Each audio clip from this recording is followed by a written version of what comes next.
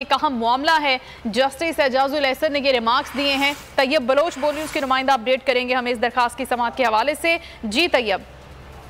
جی گلگت بلتستان میں ججز تعیناتی کے خلاف وزیر اعلیٰ کی درخواست پر جو ہے وہ سماعت ہوئی۔ سپریم کورٹ کے 2 رکنی بینچ نے معاملہ لارجر بینچ بنانے کے لیے چیف جسٹس کو بھجوا دیا۔ دوران سماعت جو ہے وکیل مخدوم علی خان نے کہا کہ گلگت بلتستان آرڈر 2018 کے تحت ججز کی تعیناتی کا اختیار صوبائی حکومت اور وزیر اعلیٰ کے پاس ہوتا ہے۔ ججز کی سمری پر گورنر گلگت بلتستان نے وزیر اعلیٰ اور صوبائی حکومت کو بائی پاس کیا۔ وزیر اعظم نے گورنر کی ایڈوائز پر ججز کی تعیناتی کی منظوری دی۔ ججز تعیناتی پر وزیر اعلیٰ گلگت بلتستان اور صوبائی حکومت سے مشاورت جو ہے وہ نہیں کی گئی۔ مخدوم علی خان کا مزید یہ کہنا تھا کہ گلگت بلتستان میں منتخب حکومت ہے جسے ججز تعیناتی میں بائی پاس کیا گیا۔ سول ایویشن کیس میں سپریم کورٹ نے 2019 میں ججز تعیناتی کے لیے کمیشن مقرر کرنے کا حکم دیا تھا، لیکن 2019 والے فیصلے پہ ابھی تک عمل درآمد نہیں ہوا۔ تو اس پر جسٹس اعجازل احسن نے کہا کہ گلگت بلتستان میں ججز کی تعیناتی کا معاملہ انتہائی اہم ہے، اس لیے ساتھی ججز سے جو ہے وہ مشاورت کی۔ بینچ نے مشاورت سے معاملہ چیف جسٹس کو لارجر بینچ